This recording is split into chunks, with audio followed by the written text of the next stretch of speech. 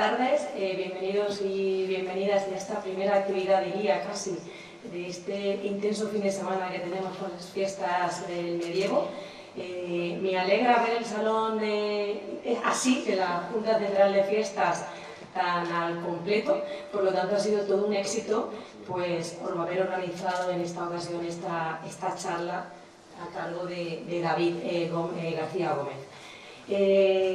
Estamos aquí, son las fiestas del medievo, no tenemos que olvidar que son fiestas pero que habla de nuestro pasado, de la historia, así que por tanto pues la sede universitaria de la Universidad de Alicante aquí en Villena pues pone su granito de arena a esta programación, en este caso pues con esta conferencia y así como la exposición que estará disponible en la Casa de la Judería y donde su autor, Sebastián de la Obra, también estará con nosotros y tanto sábado como domingo por la mañana, a las 12 de la mañana, el mismo autor de esa exposición pues, nos contará y nos dará detalles de la misma. Antes de presentar a nuestro ponente, pues agradecer a la Junta Central de Fiestas que nos proporcione este espacio. Hay que tirar el tabique porque se nos está quedando pequeño. Esta es mi tercera vez que estoy aquí como directora de la sede y tengo que decir que año tras año pues el público se anima y quiere conocer pues, nuestra historia. Y en esta ocasión, que estamos celebrando el 5º centenario del título de Ciudad de Villena, pues qué mejor que tener como ponente a un villenero que conoce muy bien la historia y que nos va a contar, creo, pues el por qué tiene el título de Ciudad de Villena con esta guerra de las Germanías, que fue uno de los motivos también que se nos concediera el título hace nada más y nada menos que 500 años. Así que es villenero, me imagino que la mayoría de los que estáis aquí presentes pues lo conocéis, pero bueno, voy a leer su currículum para que todos sepamos quién es, a qué se dedica, porque podríamos decir que combina el hobby y su trabajo de manera perfecta durante todo el día. No sabemos muy bien si está trabajando o está haciendo lo que le gusta, que en este caso es la historia. Bueno, pues si hubiera que elegir un momento en el que David descubrió su pasión por la historia en general y por Villena en particular, sería que cuando con 20 años se juntaba a leer junto a Pepe Urrea en su salón junto a la ventana que daba a la calle Nueva.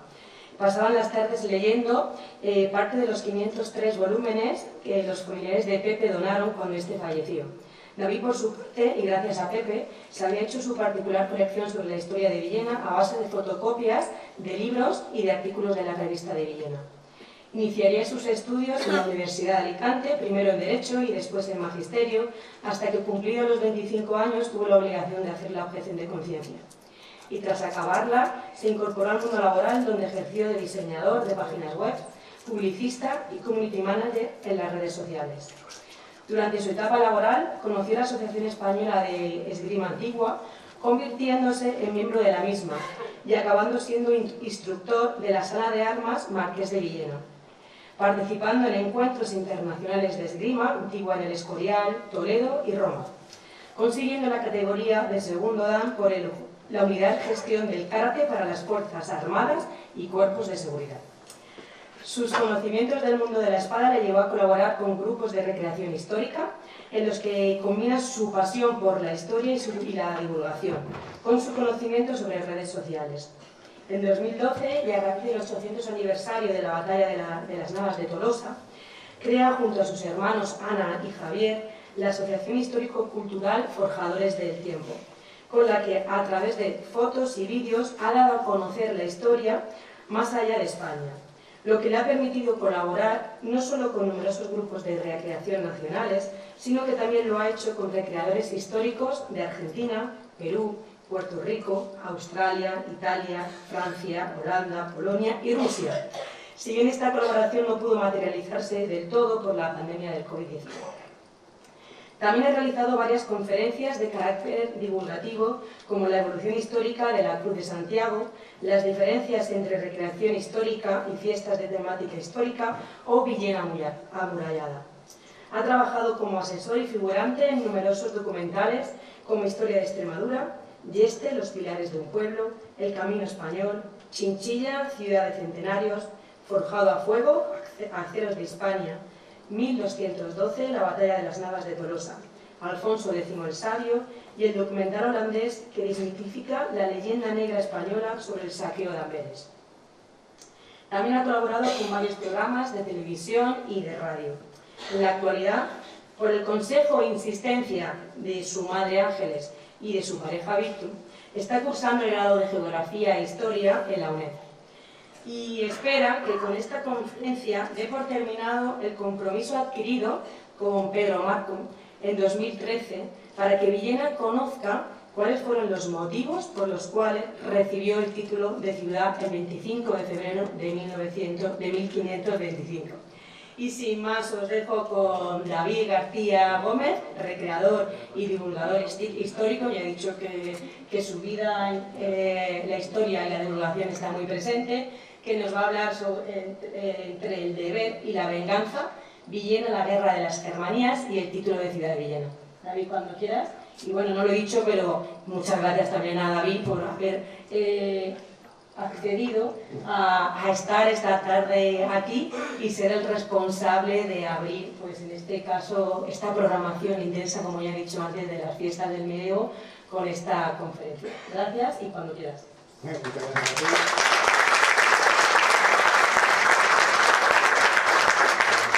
Bueno, pues gracias a la sede universitaria, gracias también a Raval por invitarme a darme la oportunidad de hacer esta pequeña conferencia y como ha dicho antes, Pedro Marco allá por el 2013 me invitó a su estudio, me enseñó todas sus colecciones de sílex, además le encantaba la palabra ergonómico, por lo bien que se cogían las piedras de sílex, y en su momento me dijo: David, ¿tú podrías explicar cómo es esto de por qué se da Villena al título de ciudad? Ve investigándolo. Y yo pues empecé a investigarlo. De hecho, luego verán que costó bastante. Estamos hablando de 2013, estamos en 2025. En un primer momento, Ramón Rojas y Enrique Domanés me dijeron: ¿tú harías algo de eso que haces de recreación histórica? Y yo le dije: claro, lo hago. De hecho, como me ha dicho Ramón muchas veces, el problema que tiene David es que le dicen que si puede hacer algo, lo hago y punto. Así de sencillo. El problema también que me encontré a la hora de realizar este pequeño desafío sobre la guerra de las Germanías es una cuestión, ¿cómo decirla? Hay cierto elemento nacionalista que muchas veces impide o deforma como en la historia. Como recreador histórico, y cuando uno habla con gente de Polonia, hablamos en inglés chapurreado. De hecho, una de las cosas que descubrí es que puedes hablar en inglés con cualquier nación menos con los ingleses. No me preguntes por qué. Menos si lo pillas a las 3 de la mañana en el campamento holandés bebiendo cerveza. Ahí sí que se puede hablar inglés con ellos. Por lo menos vocalizan mejor. Bien, ¿cuál es el principal problema cuando nos enfrentamos a esto? Que muchas veces descubres cosas que no quieres descubrir. Pero como digo siempre, esto de la historia nos parezca bien o mal. Y ya para empezar a chinchar, de hecho voy a darles dos cosas que cada vez que la escucho para mí es como poner un plato, coger un tenedor y empezar ñiqui, ñiqui, ñiqui, ñiqui. Pero eso es culpa mía porque conozco, digamos, de qué estoy hablando. O creo que conozco de qué estoy hablando, porque también hay que admitir que como historiador, mañana descubres otra cosa y tienes que cambiarlo todo. Pues te aguantas y lo cambias, así de sencillo, no pasa absolutamente nada. Bien, lo primero, estamos celebrando el título de ciudad, ¿verdad? Esto lo he cogido de la RAE, la diferencia entre celebración y conmemoración, más o menos es lo mismo, ¿verdad? Solo hay un pequeño matiz, como mola de hacer, que normalmente esto se utiliza, la conmemoración, para aniversarios, centenarios, y esto que no lo verán, que es milenario. Ya les voy a explicar una cosa que aprendí en la batalla de Almansa. ¿Podemos celebrar el fin de la dictadura franquista? Digamos que sí. ¿Podemos celebrar la Guerra Civil Española? En todo caso la conmemoraríamos. La batalla de Almansa no se celebra, se conmemora. Ahora mismo en el título de ciudad estamos celebrando que a Villena se le da el título de ciudad. Técnicamente eso es porque la mayoría de nosotros no sabemos por qué no tienen el título de ciudad. Y yo les puedo decir que una parte de por qué no nos lo dieron no fue por ser amables, precisamente. De hecho, es posible que cuando salgan de esta charla no dirán que vamos a celebrar el título de ciudad. sino que vamos a conmemorarlo. Porque tenemos que tener en cuenta una cosa. Hay una frase que a mí no me gusta nada, pero que suelo decir: no podemos juzgar a la gente de antes con los ojos de hoy. ¿Esa la han escuchado esa frase? Yo creo que sí. Si viajara en el tiempo, podría ir a hablar con Aristóteles y decirle: oye, eso de derecho natural en el que está basado todas las constituciones del siglo XIX está muy bien, pero ¿cómo es esto de vivir con esclavos? ¿No es un poco incompatible? O podría viajar a Craso, a la época de Roma, y decirle a Craso: hombre, ya sé que eres el hombre más rico de Roma, pero igual te estás pasando un poquito con eso de crucificar a todos los esclavos de Espartaco a lo largo de la Vía Apia. Yo podría decirlo. Pero al mismo tiempo, también soy consciente de que si hubiera sido un legionario romano en esa época, yo sería el que estaría clavando a esos esclavos simplemente porque así me lo han ordenado y porque era mi papel. Y si viviera en la época de Aristóteles y hubiera nacido como noble, haría exactamente lo mismo. Esta pequeña visión que le estoy compartiendo es lo que me dice a mí que cuando viajes en el tiempo tienes que hacerle con el mayor de los respetos. Porque la mayoría de historias son muy oscuras, pero siempre hay un amanecer. ¿De acuerdo? Entonces, téngalo en cuenta. Cuando terminemos la charla, si tenemos que celebrar el título de ciudad o tenemos que conmemorarlo. Bueno, este que ven aquí, el otro Ricky que me fastidia, ¿han oído ustedes Carlos I de España? Carlos I de España, Carlos I de España, Carlos I de España, y yo quinto. Ahora vamos a coger el título de ciudad y vamos a leer qué títulos tiene Carlos I de España. Don Carlos, por la divina clemencia, emperador siempre Augusto, rey de Alemania. Doña Juana, su madre, y el mismo don Carlos, por la gracia de Dios, rey de Castilla, de León, de Aragón, de las dos Sicilias, de Jerusalén, de Navarra, de Granada, de Toledo, de Valencia, de Galicia, de Mallorca, de Sevilla, de Cerdeña, de Córdoba, de Córcega, de Murcia, de Jaén, de los Algarves, de Algeciras, de Gibraltar, de las Islas Canarias, de las Sitias, islas en tierra firme del mar Océano, condes de Barcelona, Flandes y Tirol, señores de Vizcaya, y de Molina, duques de Atenas y de Leopatria, condes de Roussillon y de Cerdeña, marqueses de Oristán y de Cochiano, archiduques de Austria, duques de Borgoña y de Brabante, etc. El etcétera no lo he puesto yo, está puesto en el título de ciudad. Y cuando lees el título y la confirmación te das cuenta de que no coinciden. Se ve que él se puso a poner el título y se volvió loco perdido. ¿Qué palabra falta aquí? Tenga en cuenta que España realmente no era una nación, era un concepto o una cultura. Ese es el problema que tenemos. Los estados-nación no nacen hasta las revoluciones atlánticas del siglo XIX. Y dicen, ¿qué? ¿Cómo? ¿Cómo es eso? Hasta entonces era más bien una idea. Jurídicamente, España no existía. Cuando se decía que eran los españoles, podía ser alguien de Sicilia perfectamente. Tengan en cuenta otra cosa, el título de ciudad no nos lo da, podríamos decir, el rey, el emperador de Alemania, o el emperador del Sacro Imperio Germano, que es una contradicción, ahora lo explicaré por qué. Nos la da el rey de Castilla, punto. Y el título de ciudad vale para las ciudades de Castilla, punto. Nada más. Fastidia. Entonces, imagínense que cada vez que paso y veo Carlos I de España, es como... Pues ahora espero que les sufran igual que yo. Esta es mi pequeña venganza personal. Bien, este es el territorio que hereda Carlos V. Por cierto, este chaval de aquí es Carlos V. Así desembarca en Tazones en 1919 y como lo ven así tan pomposo, lo reciben a pedradas y con palos. Luego dice que se burlan de él los nobles aragoneses porque no tiene ni idea ni de castellano, ni de aragonés, ni de catalán, ni de valenciano, no sabe nada. De hecho, se queja de que no puede ser que los nobles aragoneses no sepan hablar ni francés ni latín. ¿Por qué? Porque ha nacido en Gante, en Flandes. Ha nacido allí arriba. ¿Y qué idioma ha aprendido? El latín, que era como el inglés de la época, y el francés. Y aquí no tenía nada. Pero la herencia, que es la casualidad, le da todo, podríamos decir, no sé si ven el láser, todo el sur, prácticamente todo el sur de Europa, y todo lo que descubren luego, que eso se lo encontró, así como el que no quiere la cosa, gracias a Cortés y a Pizarro. Y como pueden ver aquí, Países Bajos, Luxemburgo, Austria, y el concepto del Sacro Imperio Germano.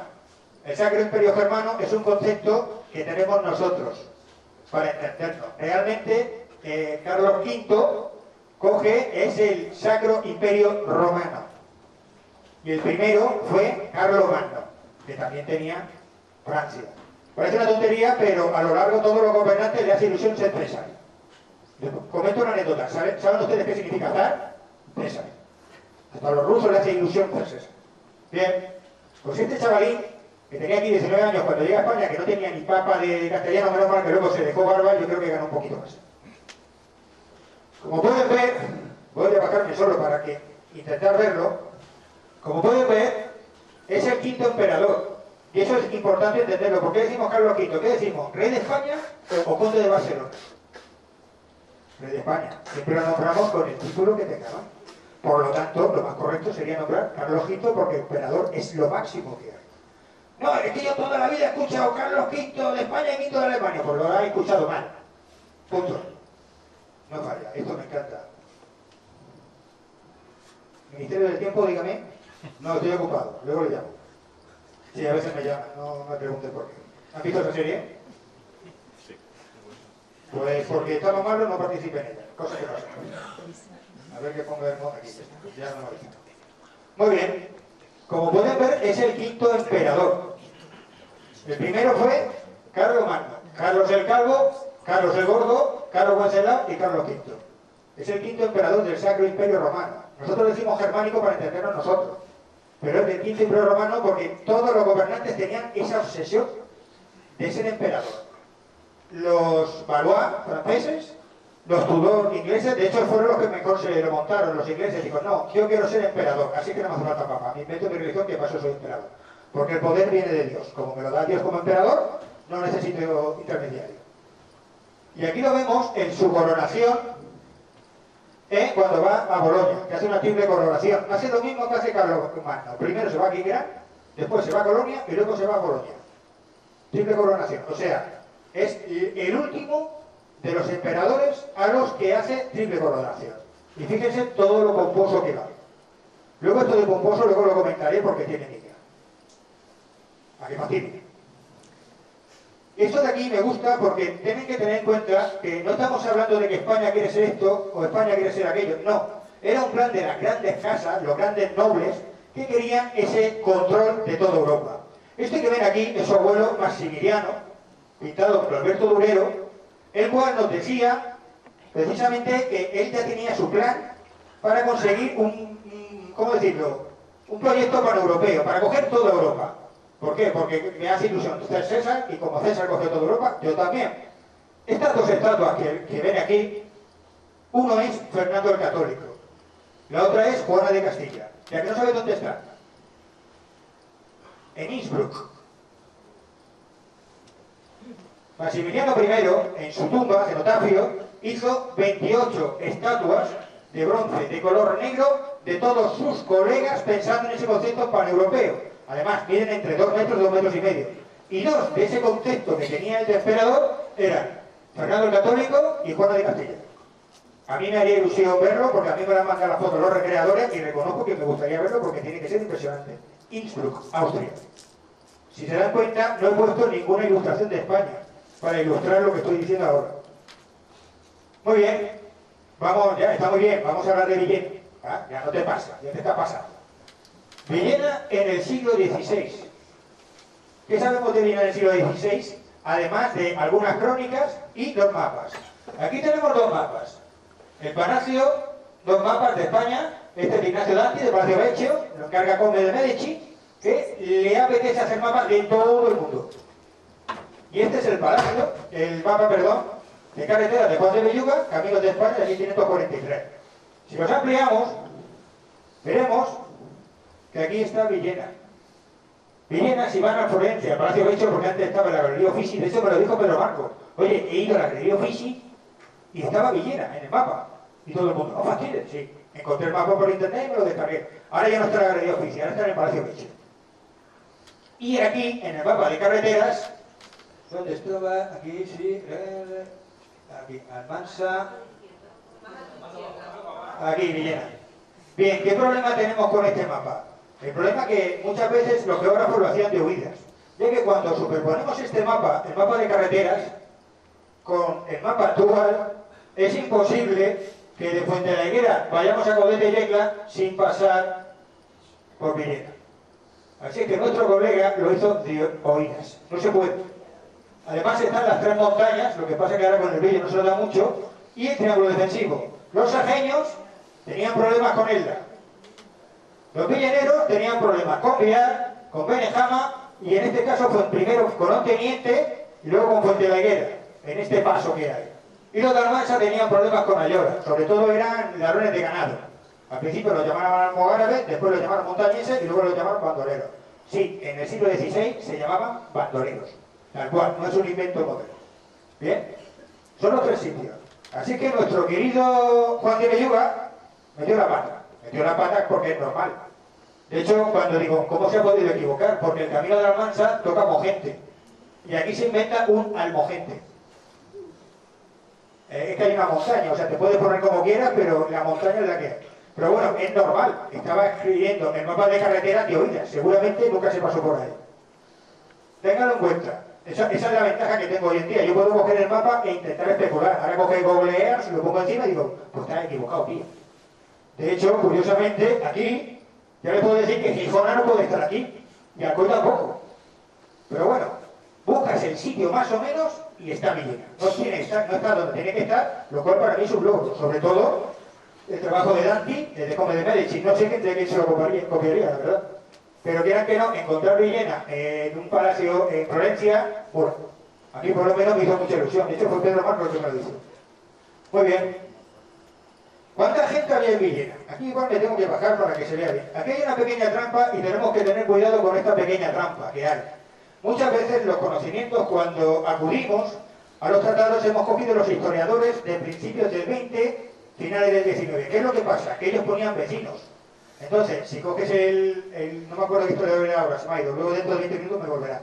De 1911 pone, Villena, 629 vecinos. No, 629 familias pecheras. ¿Qué significa? Que pagan impuestos. ¿Qué hacen impuestos? Lo podemos multiplicar. Luego entra, recuerden que la carrera, el grado de historia, no es grado de historia, el grado de geografía e historia. Geografía física y geografía humana. Entonces lo que hacemos es sacamos las estadísticas y sacamos un aproximado. No podemos saberlo realmente, pero hay una serie de fórmulas que nos pueden dar cuántos somos. Y en este documento que me mandaron de Albacete, porque en Villena tenemos un problema para hablar de nuestra historia, que es importante. Normalmente cuando hablamos de Villena miramos hacia Valencia. Mal. Hay que coger, girar la cabeza y mirar hacia Albacete. Así de sencillo.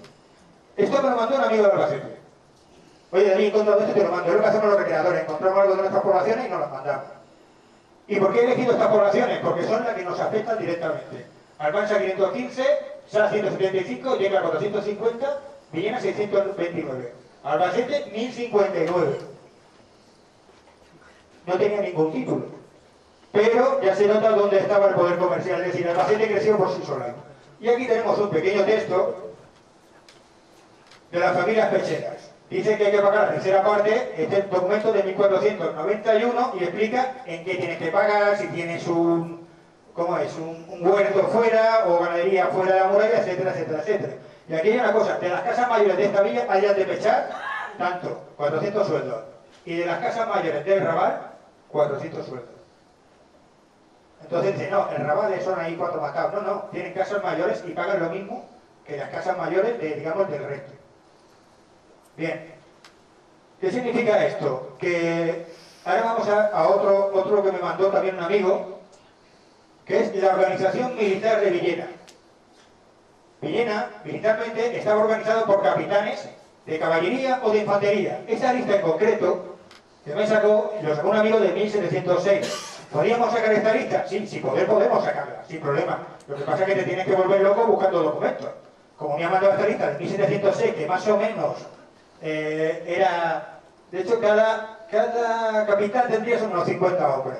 Durante la batalla de Almansa se reclutan un total de 500 villeneros. Y irían gobernados por sus capitanes. No sé si lo saben, pero Selva Mercerina, Hernández de Medina y Selva son nombres que se van repitiendo en la historia de Villena. Son las grandes casas de Villena. Eso para que se hagan una idea. Y por supuesto, familia de regidor, familia de regidor. Normalmente que era capitán era porque tenía un caballo. Y si tienes caballo, tienes pasta. Luego hay una queja de que están eligiendo regidores que no tienen caballo. ¿Vale? Pero eso es como digo, son anécdotas. Muy bien, esto nos permite hacer una evaluación aproximada. Número aproximado de habitantes, 3.145. Vuelvo a insistir, lo hemos multiplicado por 5. Sabemos que estamos en crecimiento, en lo que es crecimiento de natalidad. Por lo tanto, la mitad serían hombres y la mitad mujeres. Dice, hombre, realmente nacen menos mujeres que hombres. Eso es estadístico a nivel histórico. También es cierto que los hombres tienen un factor que se llama temeridad. Así que mueren más hombres que mujeres. Resumiendo, es más fácil que un chaval se caiga de un árbol que una mujer. Es así de sencillo. Aparte, las mujeres solían morir muchas por parto. Entonces, la que se moría en el parto, por la que tenía 8 hijos. No, es que mi madre ha tenido 8 hijos. Vale, bien. Pero tu tía se murió en el parto. O no tuvo ningún hijo. Y aquí, esto es un render que hicimos basándonos en datos históricos. Esto fue en el 2017, si no recuerdo mal. Y, como pueden ver, el barrio del Raval está amurallado. ¿Por qué está amurallado? Porque es lo que nos dicen los documentos históricos. Yo sé que de momento no han encontrado nada, pero les voy a hacer una pequeña valoración de, como digo yo, de la Villena histórica. Hay un total de 5 asedios, pero asedios gordos de verdad. Uno de ellos dura 6 meses. Y nadie, absolutamente nadie, construye el ayuntamiento, la cárcel y el depósito de grano municipal fuera de la muralla. Y ya sabemos que el ayuntamiento estaba en 1493. Uno de los asedios más crueles que subió Villena por el gobernador de Játiva fue en 1505. Así que, sintiéndolo mucho, esto es lo que me ha dicho la historia. Luego no se preocupen si el arqueólogo dice otra cosa, porque les puedo asegurar que la bronca de arqueólogos e historiadores está a orden del día. Además, como era con Geoffrey James en Holanda, estábamos hablando y les pasaba exactamente lo mismo. Hay una bronca entre historiadores y arqueólogos. ¿Por qué? ¿A quién contratan las instituciones? A un arqueólogo, porque si tengo las dos cosas. Y luego pasa lo que pasa. Bien, ¿qué fuentes podemos utilizar para saber de qué va Villena? Aparte de los documentos históricos, lo que tenemos son narradores de los hechos históricos. Y aquí le he puesto 3 ejemplos. Martín de Viciana del 1566. Lo bueno que tiene Viciana, tiene 3 libros, no se lo lean todos, está en el cuarto, lo que nos interesa realmente, es que vivió los hechos. Era estudiante cuando estalla la Germanía. Se convierte en correo del gobernador de Játiva. Y su padre es asesinado por los germanados en 1522. Y cuando comparamos Viciana con el resto de cronistas aragoneses, yo les puedo decir que es el más exhaustivo narrador. Es decir, cuenta las cosas de una forma muy exhaustiva. Luego tenemos aquí, Prudencio, hay varios cronistas de Carlos V. He cogido uno porque lo tiene escaneado en la Universidad de Alicante y me resulta muy cómodo acceder a él. Sandoval. Es bueno saber qué puñetas estaba haciendo Carlos V mientras todo esto pasaba. ¿Qué estaba haciendo Carlos V? Tenía prisa porque lo coronaran emperador. Entonces le dijo a los germanados, sí, no te preocupes, yo te armo. Y luego le dice a los nobles, que no se armen, sí, que no se armen. O sea, él decía que sí a todo, y luego pasa lo que pasa. Y por supuesto los villeneros y la relación de Viena de 1575. Los propios villeneros tienen su relato en este libro, se puede descargar por internet, por cierto, sobre cuál es su papel en la guerra de los germánicos. Lo que pasa es que los villeneros no lo llaman la germanía o la germandad, lo llaman los germanos. Además, imagino que tendrán incluso el acento villenero. Los germanos, pues seguro. Bien, ahora esto es importante que tengamos en cuenta, ya que durante las revoluciones atlánticas del siglo XIX, finales del XVII, para entendernos, de la Revolución Francesa para adelante. ¿Y por qué? Y Estados Unidos no tenía nobles, así que está en otra categoría. En este momento ocurre algo muy importante en toda Europa. Además no consiguen, es súper divertido ver la cantidad de gente que hace trincheras en las calles y luego se los cargan a todos. Pero la idea había cambiado. ¿Qué significa? ¿Cómo decirlo? La gobernación, la forma de gobernar anteriormente estaba el rey absolutista. ¿Qué significa? Dios me da el poder y yo gobierno. Todo el mundo necesita un rey, todo el mundo necesita un rey. ¿Qué es lo que pasa en las revoluciones atlánticas? Que el poder ya no emana de Dios que va al rey, emana del pueblo y el pueblo se lo da al rey. Y empieza lo que se llama la famosa separación de poderes. El ejecutivo, el legislativo y el judicial. Los 3 poderes tenían que separarse. Además, la Revolución Francesa, lo interesante es que la sociedad estamental desaparece. ¿Qué significa? Que los nobles y los curas también pagan impuestos. El ejecutivo se le deja al rey. ¿Cuál es el problema? Cuando el rey se pasa de listo, hay 2 opciones. Una, cortarle la cabeza, como hicieron los franceses y los ingleses antes. De hecho, los ingleses se adelantaron 100 años antes. O sea, el rey ya o se cortaba bien o te cortaba la cabeza. 2, desterrarlo. los españoles, después de las Cortes de Cádiz, lo desterramos. Lo que pasa es que la monarquía absolutista nos volvieron a poner a Fernando VII otra vez. Pero el concepto de separación de poderes ya se había dado. ¿Qué es lo que pasa? Al emanar por de otro sitio tenemos que volver a crear héroes. Y por lo tanto tenemos que volver a mirar el pasado con otros ojos. Y es lo que hacen. De hecho, en las Cortes de Cádiz hay tres curiosidades que me llaman mucho la atención. Uno de ellos es que se habla del Cid. El Cid se convierte en un héroe nacional en las Cortes de Cádiz. ¿Qué Cid? ¿El Cid de qué buen vasallo si tuviera buen señor? ¿O el Cid de jura ante Dios que no han matado a tu hermano? El otro, el que puede pedirle cuentas al rey. Ese es el Cid que se evolucionó. De hecho, lo publicaron hasta en alemán. Se ve que le hacía ilusión tenerlo en alemán. La otra curiosidad, los comuneros de Castilla. Si el rey no nos hace caso, lo mandamos a freír puñetas. Y la tercera era, ¿cómo se nombraba al rey en Aragón? El rey en Aragón, el juramento es, vos, que sois igual que nos, os nombramos rey. Y si no, no. ¿Qué es lo que pasa? Que en esta época se vuelve a retomar toda la historia anterior, desde un pequeño punto de vista, y cuando uno ya tiene el ojo acostumbrado, sabe cuando el que escribe, como Escolano, que es exhaustivo, es un historiador y punto, se sabe que es más tirando a republicano.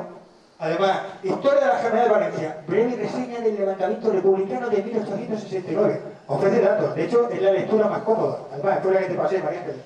Pero se nota de que te cogea.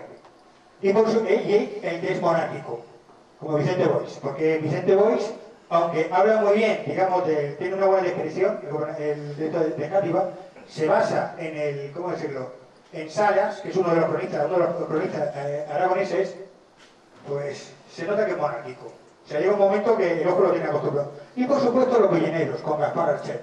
¿Qué problema tiene Gaspar Archet? Gaspar Archet, para enseñarle la historia a los de Villena, lo hace en forma de romance, en forma de canciones. ¿Qué problema tiene Gaspar Archet cuando habla del título de ciudad?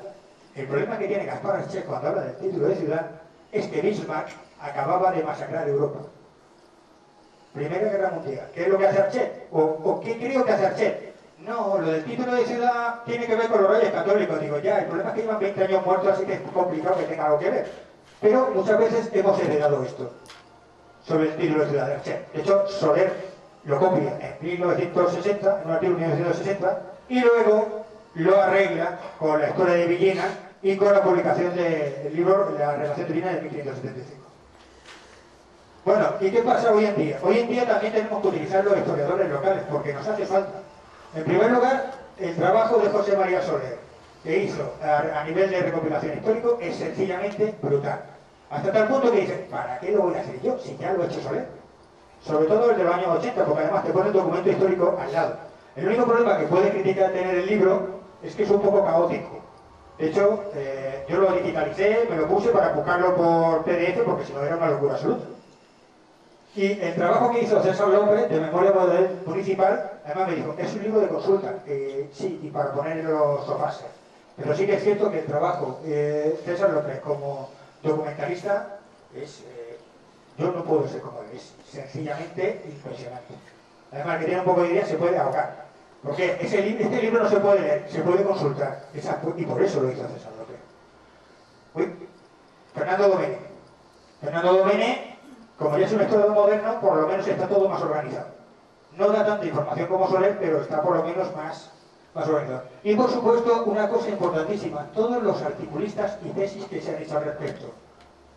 El primer lugar donde va todo villenero que quiere saber algo de la historia de Villena es la revista Villena. Va a la biblioteca y dice, quiero saber esto. Le saca la revista de Villena y fotografías. Que fue lo que aprendí yo con Pepe Urrea. Hay mucha chicha en la revista Villena. Muchísimo.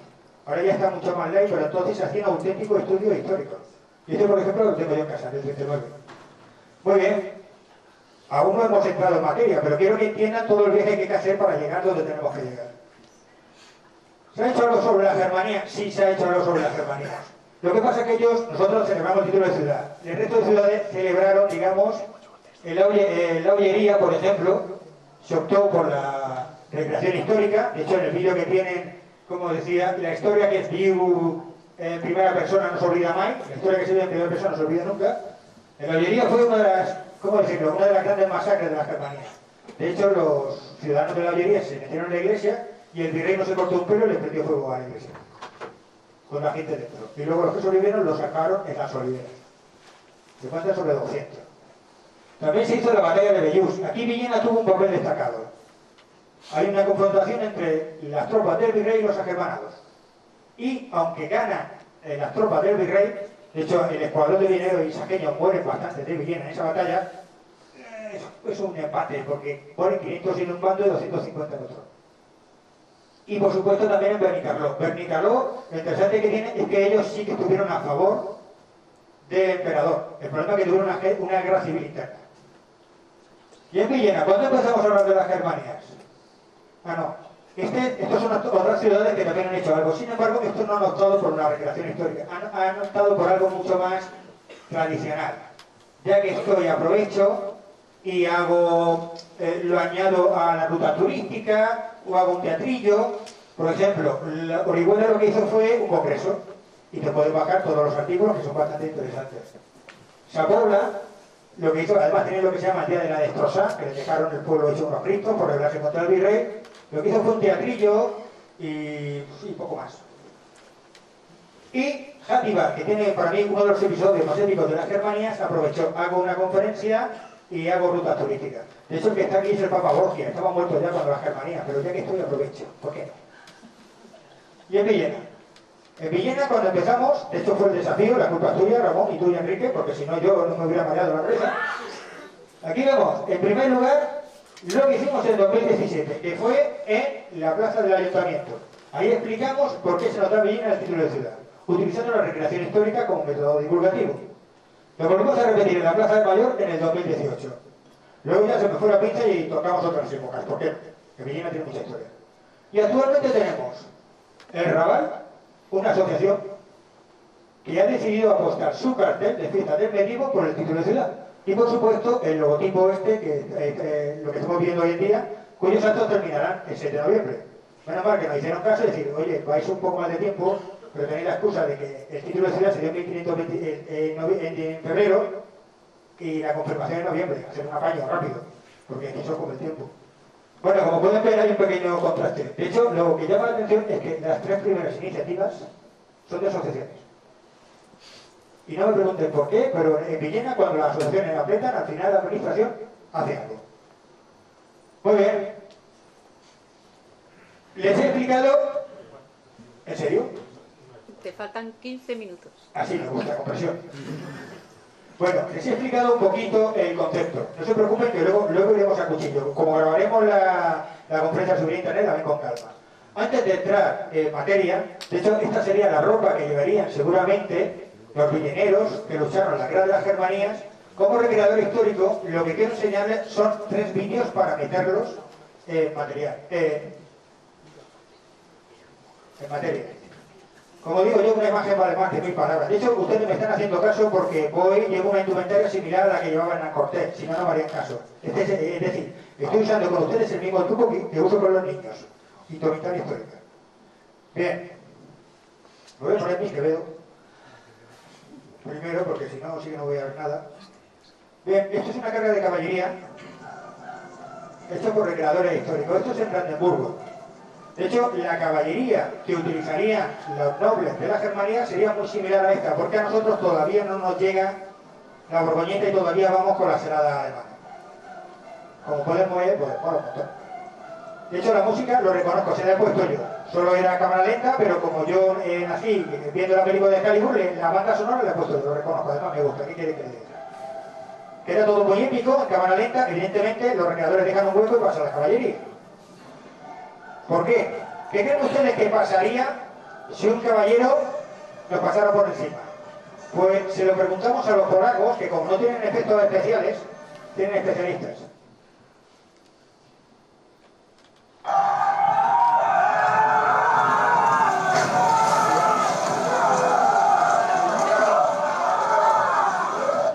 Esperen que se lo voy a poner otro.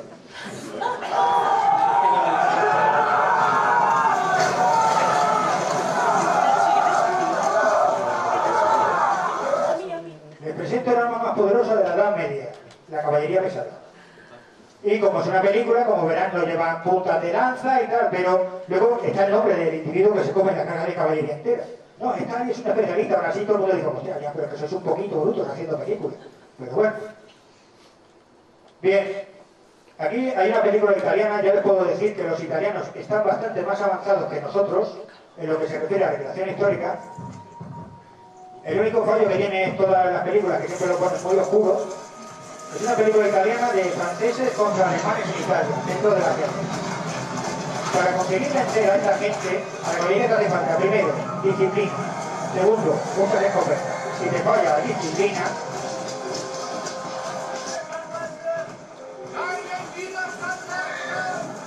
la caballería te coge.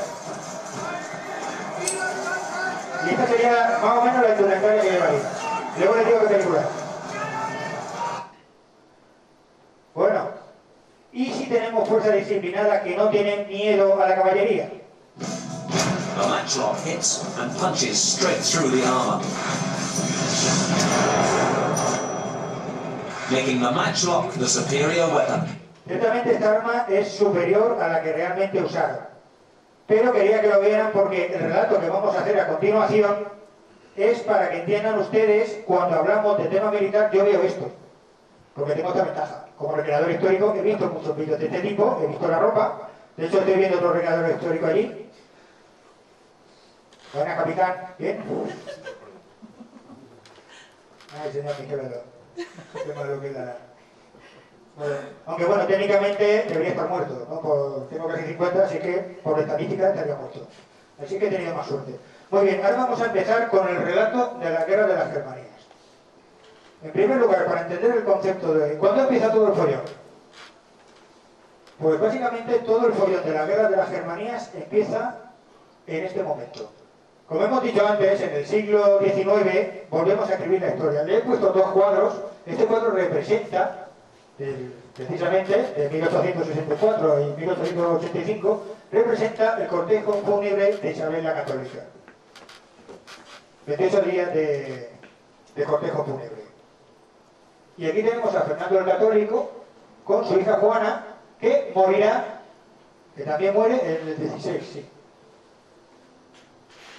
Cuando muere Fernando el Católico en 1516, automáticamente la ciudad de Villena hace un pacto de defensa entre Almansa, Montealegre, Tobarra, Ellín, Yecla y Sax. O, por decirlo, aquí está Caudete, la ínsula de Caudete, que por saco que dieron, por cierto. Básicamente es el sur del Marquesado de Villena. De hecho, normalmente el término se llama Marquesado de Villena. ¿De qué se tiene que defender Sax, Villena y Almansa? Del reino de Valencia. Se tienen que defender de ellos. De hecho, se siguen defendiendo. Entonces, ¿de quién puñeta se tiene que defender Tobarra, Ellín y Yecla? Del reino de Murcia. De hecho, si van a Tobarra y Ellín, hablen con la gente esa que les va a contar maravillas de Murcia a nivel histórico. ¿Qué es lo que pasa? Se hace un pacto defensivo cuando muere Fernando el Católico. ¿Pero qué creen ustedes que pasaba en 1515? En 1515, el señor de Mogente, que era gobernador de Orihuela, tala árboles y quema cultivo de Villena. Aparte de eso, manda un grupo de asesinos para asesinar al capitán de caballos Alonso Rodríguez, que falla. Y como dice la crónica, al cual dieron muchas malas heridas lanzadas, cuchilladas que lo dejaron por muerto. Automáticamente Villena invoca el pacto. Uriza pide a Yecla 150 peones, armados y caballos, listos en 24 horas. Y manda en la misma petición a Almansa. Es decir, en 24 horas, aproximadamente, luego no vamos a respetar, bueno, en 24 horas había 400 castellanos asaltando la frontera de Fuentereguera. El resultado fue muy sencillo. Le prendieron fuego a Fuentereguera, llegaron hasta Mogente, fueron a la mansión de nuestro amigo Pedro de Maza, el gobernador de Orihuela y el barón de Mogente, le prendieron fuego a la mansión y mataron a todos los sirvientes. Pues chulo tú, chulo yo. Y lo curioso es que primero Fernando Católico le dijo a Pedro de Mogente, estate quieto. En 1516, cuando muere. Y en 1517, el rey le dice al señor de Mogente, estate quieto. Y de momento se para. ¿Por qué se para? ¿Qué estaba pasando al otro lado de la frontera? El problema que tenía el Reino de Valencia eran los ataques de los piratas berberiscos, que eran, cada 2 por 3 tenían ataques. ¿Qué problema tenían los piratas berberiscos? No es que te roben el grano, en las mujeres, es que se llevan a la gente y la venden como esclavos. Los grandes esclavistas mediterráneos eran los musulmanes. Entonces ya el miedo no es que te maten, es que te lleven de esclavo. ¿Qué es lo que pasa? Al mismo tiempo que pasa eso, brota la peste en varias ciudades de Valencia y los nobles se van a sus villas de verano. Y se quedan las ciudades solas. ¿Cuál es la única organización que existe en las ciudades? Los gremios de artesanos. Ahí se llaman hermandades. Y como se quedan solos, le dicen al rey Carlos, oye, déjame que me arme para poder defenderme de los piratas berberiscos. Y el rey le dice, claro, sí, ármate. ¿Con qué se arma? Con escopetas. Muchas escopetas. Muchas. ¿Se acuerdan el vídeo que han visto antes? A que en la película rebota. Pero cuando lo tiramos contra una armadura, ¿qué pasa? Y esto fue un auténtico quebradero de cabeza. ¿De acuerdo? Luego llega, y cuando se acaba la peste, llegan los nobles, voy a gobernar yo. Y dice lo que había. No, ¿te puedes ir? No, me molestas, no me hace falta. Yo voy a hablar directamente con el rey. No me hace falta gobernar. Haz el favor de irte, que no quiero. Así, pues nos damos de caporrazo. Dice, vale, nos damos de caporrazo. ¿Qué problema hay cuando nos damos de caporrazo? Ganan los agermanados en la batalla de Gandía. Cuando, digamos, deciden plantarle batalla, automáticamente se pide ayuda a los castellanos. Lo que pasa es que los castellanos ayudan a los valencianos como que regular. De hecho, la noche de antes de la batalla de Gandía, en el campamento del virrey de Valencia, hay un rifirrafe entre castellanos y valencianos. Automáticamente en ese rifirrafe mueren 5 castellanos. Eso lo dice Viciano. Y luego, claro, ¿qué ocurre cuando pasa esto? Que ya no están cómodos. Cuando se llega a la batalla de Gandía, resulta que uno de los capitanes, que es Pedro Palomares, es un veterano de la guerra de Italia. Sabe de qué va la cosa. Así que astutamente esconde a 500 honderos, ojo que eso me hizo gracia, honderos en una colina. Cuando los nobles se retiran ahí, a la colina, esperando que los demás se den casporrazos, bajan los honderos, empiezan a dar casporrazos y los nobles huyen. Al oír los nobles, los castellanos dicen, tú te vas, yo también, se van. Y cuando se van los moriscos, bueno, los mudéjares no son moriscos todavía, ven el marrón y dicen, no, yo me voy también. Y de repente, automáticamente, se crea una gran desbandada y los agermanados ganan la batalla de Gandía. Los nobles, que para eso tienen barco, se van a Gandía y de ahí a Peñíscola. Y el resto de gente se va a pata corriendo hacia la frontera. ¿Quién acogió a esa gente que huía de la frontera? De hecho, cuenta la crónica que para evitar que asaltaran a las columnas de refugiados, porque hay un miedo terrible. De hecho, si la ciudad era germanada y tú no estabas a favor de la Germania, te tiraban de la ciudad. Los nobles, para proteger a los refugiados, dicen que marchen en orden de batalla. Y los que reciben a esos refugiados, porque la montaña no te deja ir hacia otro lado, es Villena y Almansa. Y empiezan a venir refugiados. La suerte que tenía Villena es que en aquel momento era una potencia de trigo y cebada. De hecho, las 2 grandes empresas, o las 2 grandes ciudades que suplían a trigo al río de Valencia eran Requena y Villena. Acoge a esos refugiados. Cuenta, como anécdota, que los 2 hijos del conde de Cocentaina se quedan a vivir en una de las casas mayores de Villena. Lo curioso es que su abuelo estuvo cañoneando Villena 50 años antes. Pero bueno, las circunstancias eran diferentes. Como hemos dicho antes, aquí he puesto una pequeña foto de cuando hicimos la recreación histórica en el patio del ayuntamiento y acogen numerosos refugiados y, según cuentan los propios villeneros, se vinieron a receptar a esta ciudad y no fueron bien acogidos y defendidos de los hermanos, que no les hicieron mal ni daño. ¿Vale? Aquí hay un problema, ahora hay que organizarse. Automáticamente el que coge el relevo a Pedro de Masa y al virrey, porque no pueden con ellos, es el Marqués de López, es decir, el murciano. El murciano tiene un problemilla con Orihuela, tiene un problema gordo con Orihuela. Y cuando se planta cara de nuevo en la batalla de Orihuela, los agermanados, gracias a Pedro Palomares, de eso Pedro Palomares pasa por Villena, pero como estamos amurallados, pasa y punto. Se organizan de la siguiente manera. Llenan de, ¿cómo decirlo?, de trincheras, de hecho hacen una trinchera grande para que no puedan pasar la caballería o la artillería. ¿Para qué? Para retrasar lo más posible la batalla y fundirlos a escopetazos, igual que hicieron en la batalla de Gandía. ¿Qué problema hay en Orihuela? Que llueve. Llueve y cae del pulpo, por decir una referencia, es decir, les cae un aguacero tremendo. hasta tal punto que la caballería consigue flanquearlos y los pasa, los atraviesa de lado a lado. El caos es totalmente absoluto, hasta tal punto que huyen dentro de la ciudad muchos de ellos y la propia caballería va detrás de ellos. En esa carga de caballería mueren 2000 agermanados, según cuenta la crónica, bajo los cascos de los caballos y ahogados en el río Secura. O sea, venimos a saber la que se montó allí. De hecho, creo que es el episodio más oscuro de lo que ocurre, pero es que eso no fue todo. El señor de Orihuela se ensaya. Pedro de Masa, el mismo que había mandado matar a Alonso Rodríguez, que por cierto luchó junto a él en la batalla de Orihuela, Alonso Rodríguez, enviado por Villena, según cuenta Soler. De hecho, cuando me imagino esa situación me digo, si Alonso Rodríguez llega hasta detrás de Pedro de Masa, se lo explica. Seguro. Pues cuando ocurre esto, Pedro de Masa se ensaña de mala manera con los rebeldes. ¿Qué es lo que hace? Se pone a ahorcar líderes agermanados sin parar. Y conforme los ahorca, los descuartiza. La pena por faltar al rey es el descuartizamiento. De hecho, cuando leí la crónica de la Germanía, ya cuando llegué a 30 veces la palabra descuartizar, ya paré porque ya estaba aburrido, ya está bien, ¿no? Esto. Celebramos el de ciudad. A esto me refería. Esto es un episodio bastante duro y para mí es el más oscuro. ¿Qué es lo que pasa? Que llega un momento que otro de los nobles, Román de Rocafú, le dice a Pedro de Masa, haz el favor de parar, porque tengo entendido que el virrey no sentenciaría a tantos y que no hubiesen de decir que más se hacía venganza que justicia. Básicamente, por decirlo hoy en día, te estás ensañando. ¿Qué es lo que pasa? La batalla de Orihuela tiene un shock bastante fuerte en las ciudades que se habían rebelado contra los agermanados.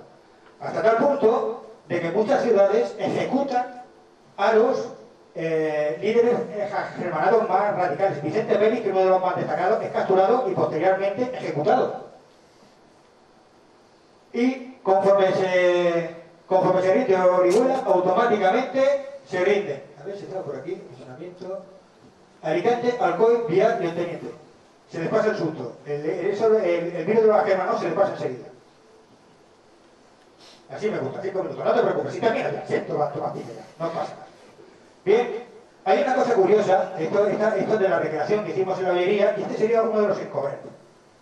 Cuando se dan cuenta los agermanados que ya no tienen el poder del rey, automáticamente se inventan un personaje mágico que se llama el Encubierto, que es un hijo bastardo de Fernando el Católico.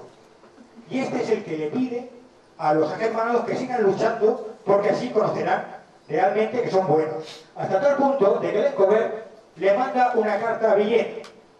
Está cierto que el mayor socorro que nos podéis hacer es de trigo para Játiva y Alcira. Después de la gente podéis enviarnos que además pagaros el precio. Seréis sabidos por buenos y leales. Y por ahora nada más, salvo rogar a Dios nuestro Señor que os dé pastor de vara justa. Es decir, viene un mensajero del Encobel y le dice a Villena, unidos a nosotros, porque sabemos que los nobles valencianos os caen mal. Y la carta del Encobel y la carta del emperador diciendo ir a luchar a Játiva y Alcira, que son los últimos dos bastiones agermanados, es del 4 de abril, la misma fecha. Yo me imagino esa situación. Villena contó.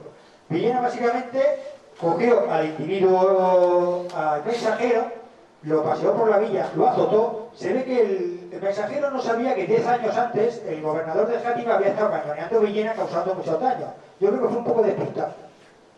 Y seguramente esa fue la decisión que hizo que básicamente cogieran, lo azotaran por las calles de Villena y se lo llevaran al virrey. ¿Qué he dicho antes? ¿Cuál es la sentencia por ir en contra del rey? Lo cuartearon. Muy bien. Aquí ya Villena se pone seria. Definitivamente hay que luchar. Así que se forma un batallón de caballería con villeneros y yeclanos. Y un batallón de infantería con villeneros y sargentos. Y se producen dos de las batallas donde Villena destaca principalmente. Una es la defensa de Albaida.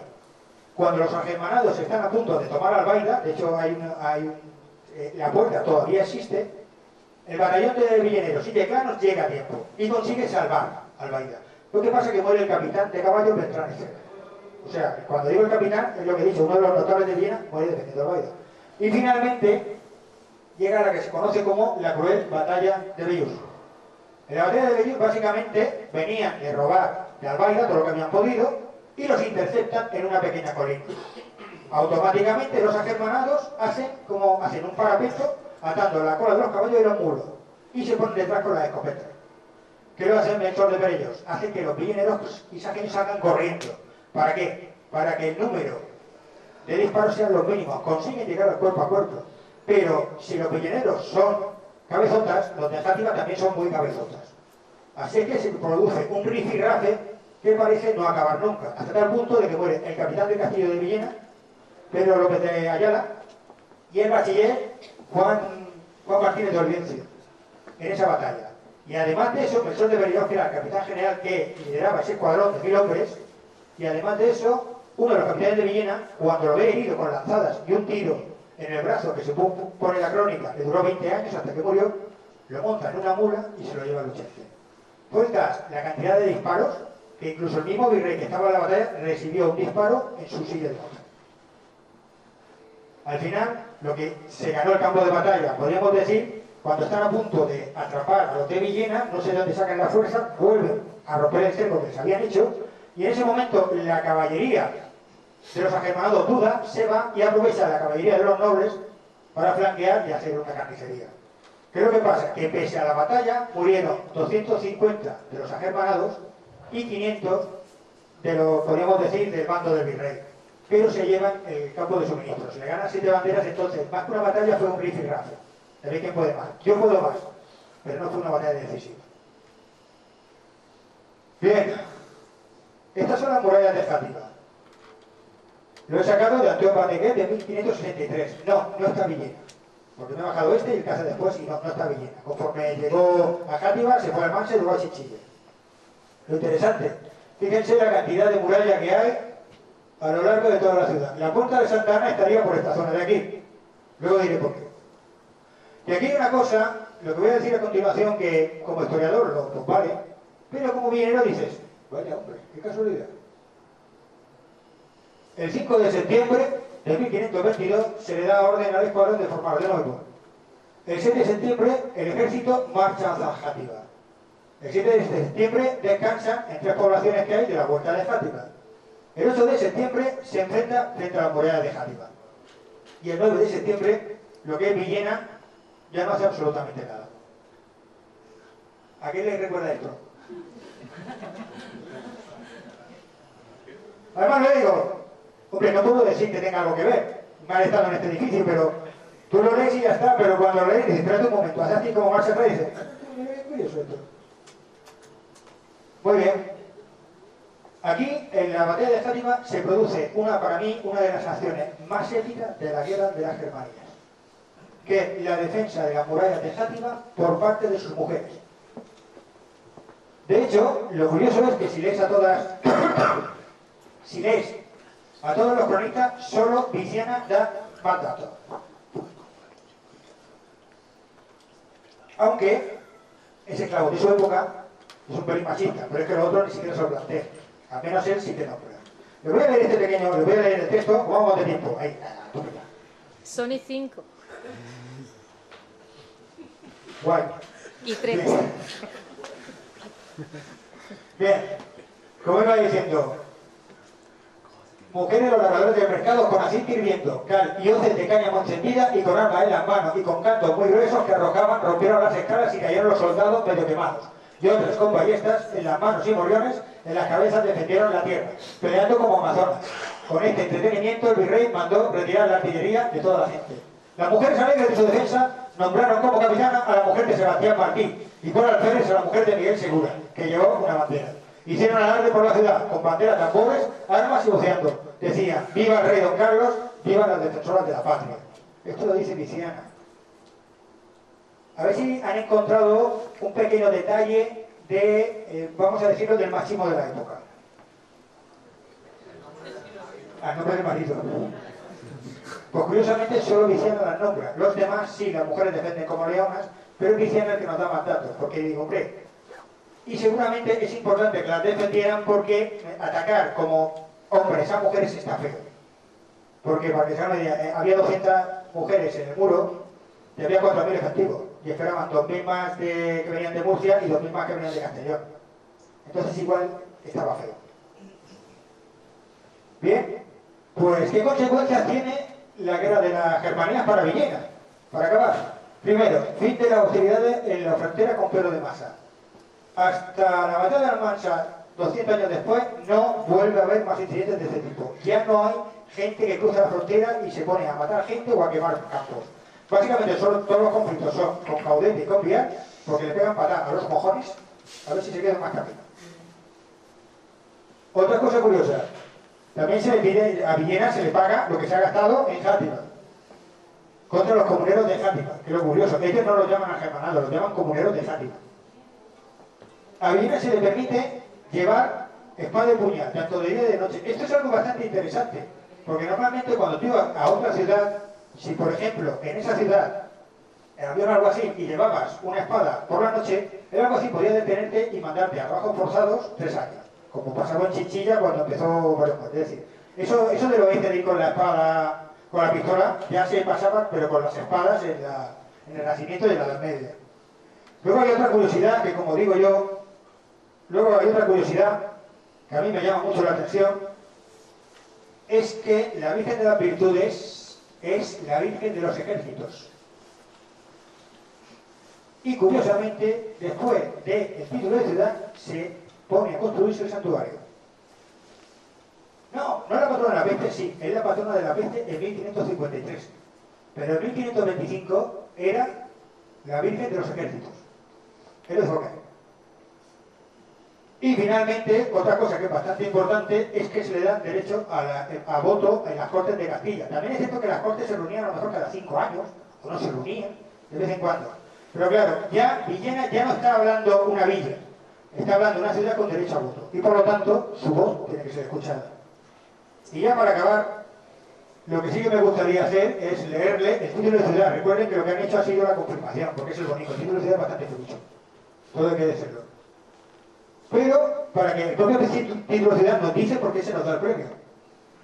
En la reducción de las ciudades de Orihuela, en Alicante, en Játiva y Alcira, que son del Reino de Valencia, que estaban rebeladas contra nuestro servicio, en lo cual murieron algunos vecinos de la dicha villa. Es justa que los reyes y príncipes hagan mercedes y ennoblezcan sus villas y vasallos que con lealtad nos sirven. Sea más ennoblecida, ahora y de aquí adelante, para siempre jamás, se titule y llame ciudad. Y con esto, caballeros, y nada más, me despido con la foto que hicimos allí en el 2017 en el ayuntamiento, recibiendo el título de ciudad, porque, para bien o para mal, nos lo curramos. Y por lo tanto, sí que somos merecedores de este título de ciudad. Y ya para acabar les digo esta pequeña reflexión. Recuerden, ¿lo celebramos o lo conmemoramos? Muchas gracias por venir.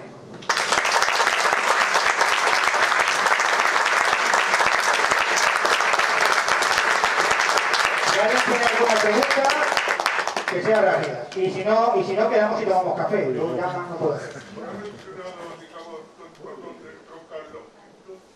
Por Tazones. Tazones, está en Asturias. No, sí, pero Laredo es cuando se retira Yuste. En la relación de Laredo, pues ahí es cuando ya viene a Laredo y va andando hasta Yuste. Además, lo llevan en palanquín, porque como está de la girática que no puede más, porque hay que tener en cuenta una cosa del protocolo de los Habsburgo. ¿Qué significa protocolo? ¿Cuánta gente está a tu servicio? Cuando Juana de Castilla viene, estaba solo aquí, en Tordesillas tenía 31 personas a su servicio. Cuando llega Carlos V, le ponen 151. ¿Sabes cuántas tenía a su servicio Carlos V? 653. Incluso tenía uno que era el que le tiene que dar la copa de vino cuando se va solo a beber. A ver, si le da la copa de vino no está solo. Además se divide en en el palacio, la caballería y las capellanías. Porque si al emperador le apetece ir por la noche y ponerse a cantar con los curas que están cantando, estén allí. ¿Qué es lo que pasa? Que cuando llevas a 653 personas, hay un tío que se encarga solo de los zapatos. Que básicamente llega al pueblo y dice, te compro todos los zapatos. Para que el emperador siempre tenga sus zapatos. 653. Entonces, intentando ustedes que cuando llega ese protocolo borgoñés, los españoles eran más austeros diciendo, oye, igual estamos pagando demasiado. Pero bueno, afortunadamente para Carlos, aunque menos mal que España consiguió oro de América gracias a Hernán Cortés o Pizarro, si no nos arruina, ¿no? Nos arruina, pero de todo. ¿Alguna otra pregunta? Si no, no pasa nada, ¿eh? Yo quedamos un día a café y ya está. Yo... Creo que me he pasado, lo siento.